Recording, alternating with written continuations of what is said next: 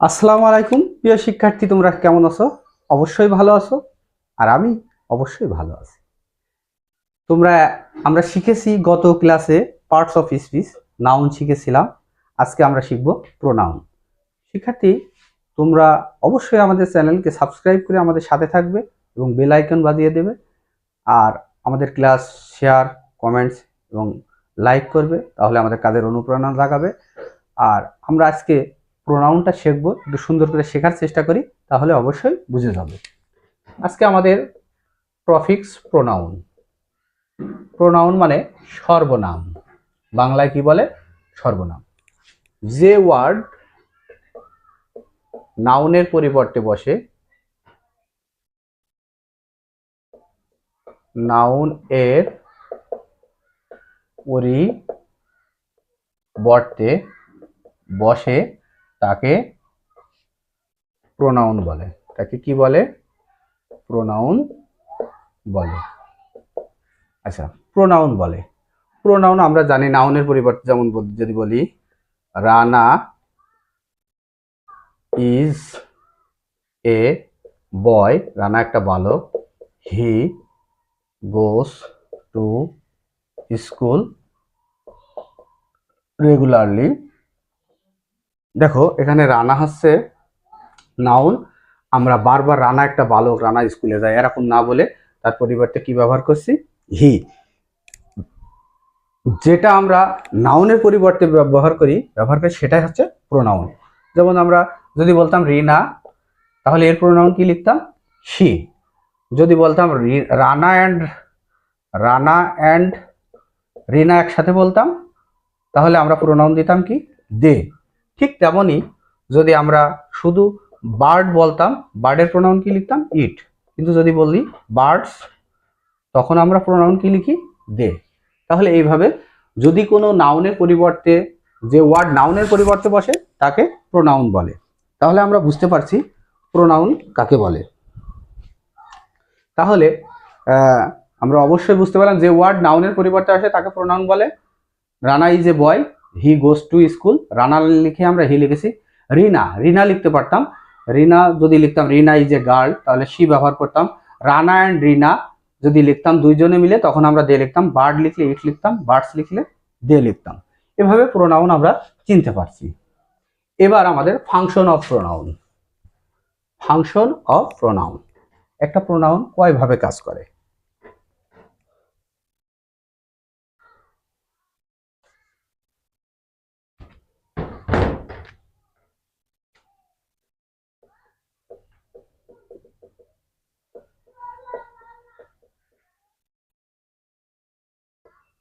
একটা প্রোনাউন কাজ করে সাবজেক্ট হিসাবে। যেমন সাবজেক্ট হিসাবে। আরেকটা কাজ করে অবজেক্ট হিসাবে। আরেকটা কাজ করে কমপ্লিমেন্ট হিসাবে। আরেকটা কাজ করে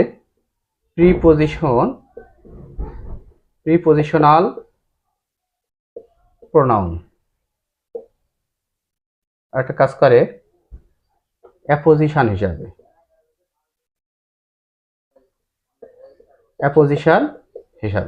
তাহলে আমরা একটু দেখা যাক। সাবজেক্ট হিসাবে যেমন আই মানে আমি, উই, ইউ, হি, শি, ইট, দে, এগুলো সাবজেক্টিভ প্রোনাউন। এবং অবজেক্টিভ প্রোনাউন যেমন আয়ের মি, উইয়ের আস, ইউয়ের ইউয়ে হয়, হির হচ্ছে হিম, শির হচ্ছে হার, ইটির ইট, দের দেম, এগুলো অবজেক্টিভ প্রোনাউন।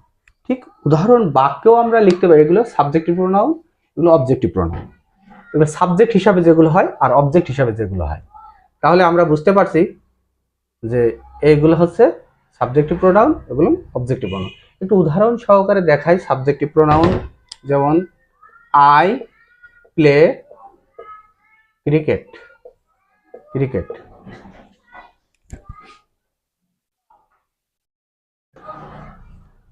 আই এখানে সাবজেক্টিভ প্রোনাউন। ঠিক তেমনই আমি যদি বলি আই নো হিম, হিম হচ্ছে অবজেক্টিভ প্রোনাউন। তাহলে আমরা বুঝতে পারলাম যে সাবজেক্টিভ প্রোনাউন কি, অবজেক্টিভ প্রোনাউন কি। এর আরো ভাগ আছে, যে ডিরেক্ট অবজেক্ট, ইনডিরেক্ট অবজেক্ট। তাহলে আমরা অফলাইন ক্লাসে কিন্তু তোমাদের ডিরেক্ট অবজেক্ট এবং ইনডিরেক্ট অবজেক্ট, যারা আমাদের অফলাইন ক্লাস করো তাদের আরো বলেছিলাম। এবার আমরা আসবো কমপ্লিমেন্ট। কি আসবো? কমপ্লিমেন্ট। আসলে আমরা অবজেক্ট কি আর কমপ্লিমেন্ট কি এটা আমাদের বুঝতে হবে। কমপ্লিমেন্ট, কমপ্লিমেন্ট মানে সাবজেক্টের সাথে মিল আছে। কি আছে? মিল আছে। আর অবজেক্ট হচ্ছে, অবজেক্ট হচ্ছে সাবজেক্টের সাথে মিল নাই।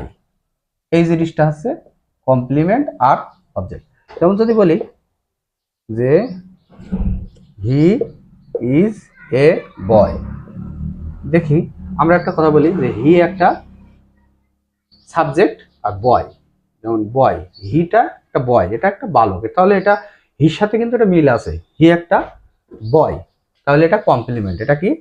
কমপ্লিমেন্ট। কিন্তু আমরা আরো ক্লিয়ার করে বলি I play cricket, CRICKET, cricket. I একটা ব্যক্তি, কিন্তু ক্রিকেট কিন্তু একটা ব্যক্তি না, এটার সাথে মিল নেই, তাহলে এটাই হচ্ছে অবজেক্ট। তাহলে আমরা বুঝতে পারলাম যেটা সাবজেক্টের সাথে মিল থাকবে, বয়, এটাও ব্যক্তি এটাও ব্যক্তি, কিন্তু এটা ব্যক্তি, আই ব্যক্তি, কিন্তু ক্রিকেট কি ব্যক্তি, তাহলে এটা মিল নেই, এটা হচ্ছে অবজেক্ট। আর যেটার মিল আছে সেটা হচ্ছে কমপ্লিমেন্ট। তাহলে তোমরা অবশ্যই বুঝতে পারলে কমপ্লিমেন্ট এবং সাবজেক্টটা কি। তাহলে আমরা এবার পরবর্তী চলে যাই প্রিপজিশনাল। প্রিপজিশনাল হচ্ছে প্রিপজিশনের পরে যে অবজেক্ট থাকে। কি থাকে? প্রিপজিশনের পরে যে অবজেক্ট থাকে। যেমন please, please give him to give a pen to him। এই যে প্রিপজিশনের পরে যে অবজেক্ট রয়েছে এটাকে প্রিপজিশনাল অবজেক্ট, অবজেক্ট। তাহলে তোমরা অবশ্যই বুঝতে পারছো প্রিপজিশনাল অবজেক্ট। এবার আমরা শিখবো অ্যাপোজিশন। অ্যাপোজিশন অর্থ আমরা নাউন চেনার উপাদান পজিশন অফ নাউনে শিখাইছিলাম নাউন প্লাস নাউন, কিন্তু এখানে হবে noun plus pronoun. Noun plus pronoun তার মানে অতিরিক্ত অর্থ প্রকাশ করে। যেমন দ্যাট ম্যান, হিম, অ্যাপোজিশনের আগে ও পরে কমা হয়, স্টোল মাই ব্যাগ। এটাই কিন্তু এই যে দি ম্যান, দ্যাট ম্যান, তারপর আবার হিম, স্টোল মাই ব্যাগ, এই যে প্রোনাউন হিসাবে ব্যবহার হয়েছে, আগে পরে কমা, এটাকে বলা হয় অ্যাপোজিশন। তাহলে আমরা বুঝতে পারলাম যে pronoun, function of pronoun subject হিসাবে, অবজেক্ট হিসাবে, কমপ্লিমেন্ট হিসাবে, প্রিপোজিশন হিসাবে, আর একটা অ্যাপোজিশন হিসাবে। তাহলে আমরা সবাই বুঝতে পারলাম। এবার আমরা যাব যে প্রোনাউন কত প্রকার। এক এক রাইটার এক এক রকম লিখেছে। কোনো কোনো বইতে প্রোনাউন 8 প্রকার, কোনো কোনো বইতে প্রোনাউন 9 প্রকার। তাহলে আমরা বলতে পারি প্রোনাউন 8 প্রকার।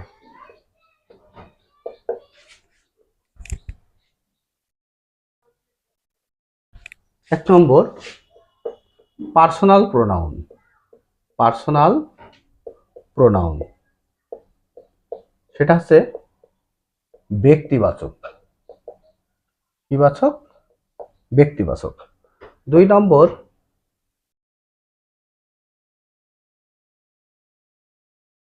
Indefinite pronoun.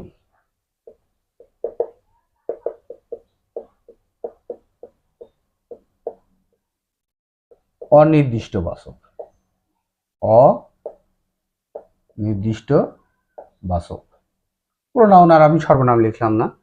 3 নম্বর ডিমনস্ট্রেটিভ প্রোনাউন। ডিমনস্ট্রেটিভ প্রোনাউন সেটা হচ্ছে নির্দেশক বাচক। নির্দেশক বাচক। 4 নম্বর ইন্টারোগেটিভ প্রোনাউন।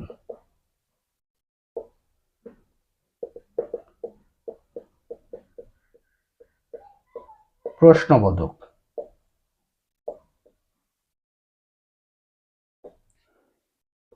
5 নম্বর রিলেটিভ প্রোনাউন।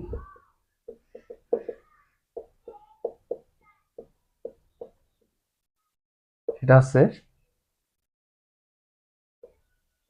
আত্মবাচক। 6 নম্বর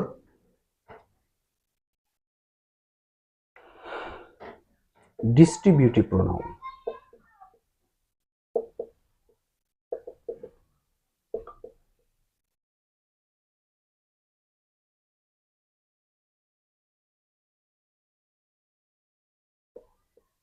বন্টন সূচক।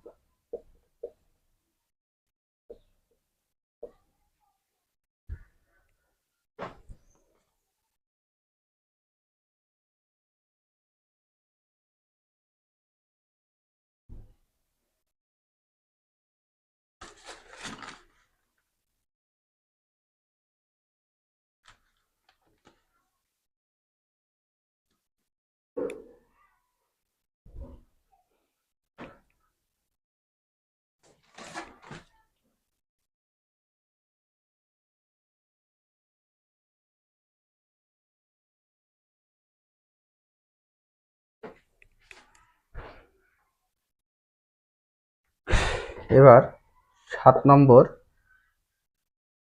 Reciprocal pronoun.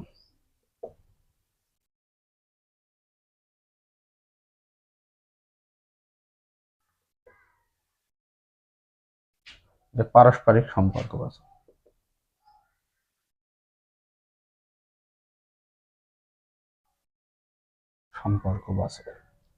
আরটা হচ্ছে রিফ্লেক্সিভ প্রোনাউন।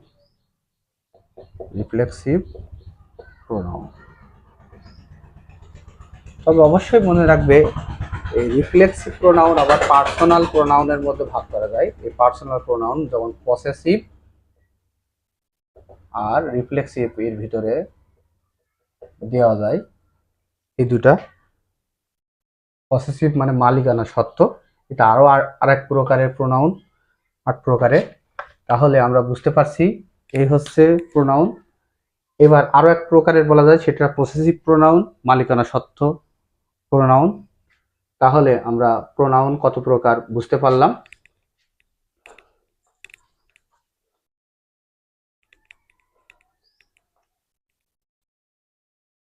এবার আমরা বলবো পার্সোনাল প্রোনাউন।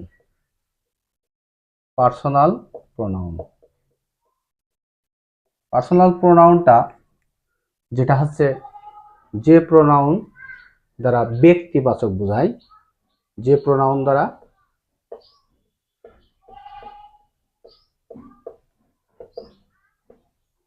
ব্যক্তিবাচক বোঝায় তাকে পার্সোনাল প্রোনাউন বলে।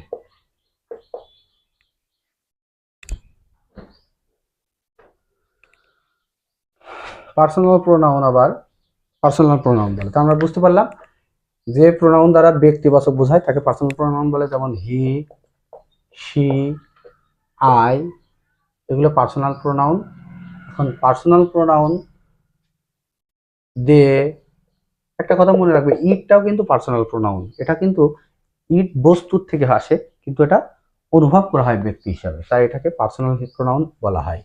ঠিক পার্সোনাল প্রোনাউন আমরা বলতে পারি তিনটি। একটা হচ্ছে ফার্স্ট পারসন, আরেকটা হচ্ছে সেকেন্ড পারসন, আর একটা হচ্ছে থার্ড পারসন। ফার্স্ট পারসন কোনগুলো? আই এবং we. Second person you. Third person he, she, it, আর একটা আছে দে। এগুলো হচ্ছে ফার্স্ট পারসন, সেকেন্ড পারসন আর থার্ড পারসন। ফার্স্ট পারসন উত্তম পুরুষ, মধ্যম পুরুষ, থার্ড পারসন নাম পুরুষ, আমরা আগেই শিখেছি। এবার আমরা চলে আসি, এগুলো আমরা স্ক্রিনশট দিয়ে রাখতে পারি।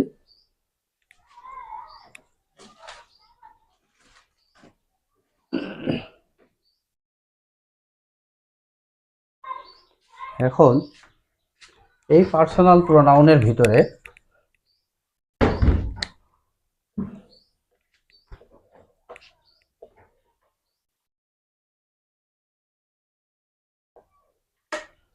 সাবজেক্ট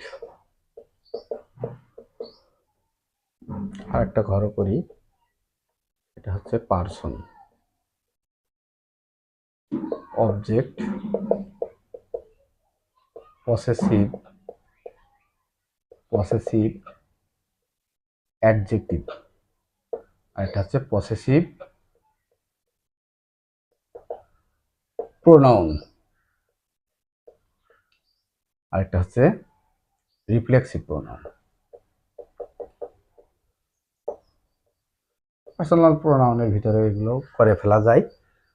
তাহলে আমরা ফার্স্ট পারসন হিসাবে বলতে পারি যেমন আই কিন্তু সিঙ্গুলার, তাই এস দিয়ে রাখলাম।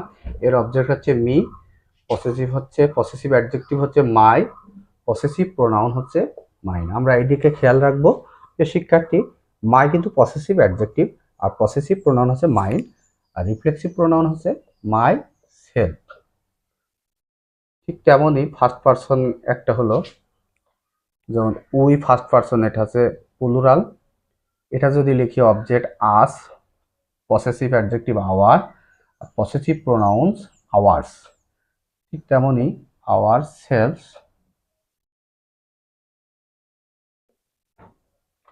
এবার আমরা সেকেন্ড পারসন যেমন ইউ সিঙ্গুলারে হয় আবার প্লুরালে হয়, এজন্য আমরা দুটো ব্র্যাকেটে দিয়ে দিয়েছি। ইউ এর অবজেক্ট ইউ এর possessive adjective your, possessive pronouns yours, আর ইয়োর্স সেলফ যখন সিঙ্গুলার, আর যখন প্লুরাল তখন হবে ইয়োর সেলফস। প্রিয় শিক্ষার্থী তোমরা অবশ্যই মনে রাখবে, যখন সিঙ্গুলার হবে তখন সেলফ, আর যখন প্লুরাল হবে তখন সেলফ। দেখো উই কিন্তু প্লুরাল, তাই আওয়ার সেলফ। আই সিঙ্গুলার, তাই মাই সেলফ। ইউ যখন সিঙ্গুলার দ্বারা হবে তখন ইয়োর সেলফ, যখন প্লুরাল দ্বারা হবে তখন ইয়োর সেলফ। যেমন থার্ড পারসন যেমন হি, এটা ছেলেদের সময় সিঙ্গুলার, হির অবজেক্ট হচ্ছে হিম, পসেসিভ অ্যাডজেক্টিভ হচ্ছে হিজ, পসেসিভ প্রোনাউনও হিজ, আর এটা রিফ্লেক্সিভ প্রোনাউন হিমসেলফ। ঠিক তেমনই শির অবজেক্ট হচ্ছে হার, পসেসিভ অ্যাডজেক্টিভ হার, পসেসিভ প্রোনাউন হচ্ছে হার্স, এটা হার সেলফ। একটা আছে কি ইটের অবজেক্ট ইট, পসেসিভ ইটস, এবং it's possessive pronoun itself, reflexive pronoun. এগুলো সিঙ্গুলার, এগুলো কি সিঙ্গুলার। এবার আরেকটা আছে দে প্লুরাল, দের অবজেক্ট হচ্ছে দেম, পসেসিভ হচ্ছে দেয়ার, পসেসিভ অ্যাডজেক্টিভ, পসেসিভ প্রোনাউন্স হচ্ছে দেয়ার্স, এটা দেম সেলস, প্লুরাল হবে সেলস। আমরা কিন্তু শিখেছি যে নাম্বার, যে শব্দের শেষে, নাউনের শেষে যদি বা প্রোনাউনের শেষে এফ বা এফই থাকে তাহলে ভিইএস হয়। ঠিক তেমনই যেগুলোর আগে এফ বাই সেলফ সিঙ্গুলার থেকে প্লুরাল ভিইএস। কি বোঝা যাচ্ছে? যেহেতু সেলফ এফ আছে এবং ভিইএস প্লুরালে, তাহলে আমরা বুঝতে পারছি যে এটা হচ্ছে পার্সোনাল প্রোনাউনের। আর সাবজেক্ট তো অবশ্যই চিনি, সাবজেক্ট হিসাবে থাকে, অবজেক্ট হচ্ছে অবজেক্ট হিসাবে থাকে, আর পসেসিভ অ্যাডজেক্টিভ আর পসেসিভ প্রোনাউন আর রিফ্লেক্সিভ প্রোনাউন কি এটা আমাদের ক্লিয়ার করে শিখতে হবে। আমাদের ভিডিওটা অনেক বেশি হয়ে যাচ্ছে, যেহেতু আমরা পরবর্তী ক্লাসে দেখাতেও পারতাম, কিন্তু এটা এই ভিডিওর সাথে দেখানো উচিত, তাই আমরা একটু দেখিয়ে দেওয়ারই চেষ্টা করি পসেসিভ অ্যাডজেক্টিভ আর পসেসিভ প্রোনাউন। যেমন যদি বলি মাই পেন, এই যে নাউনের আগে এটা হচ্ছে possessive adjective, my pen mine, আর এটা কিন্তু পসেসিভ প্রোনাউন। ঠিক তেমনই আওয়ার পেন আওয়ার্স, এই আওয়ারটা হচ্ছে পসেসিভ অ্যাডজেক্টিভ, আওয়ার্স হচ্ছে প্রোনাউন। তাহলে আমরা বুঝতে পারলাম। ঠিক তেমনই যদি বলি their pen theirs, his pen his, her pen hers, S যোগ হবে, কিন্তু হিজের সাথে কিন্তু এস নেই, ওটা কিন্তু একটা এস। তাহলে আমরা বুঝতে পারলাম। এবার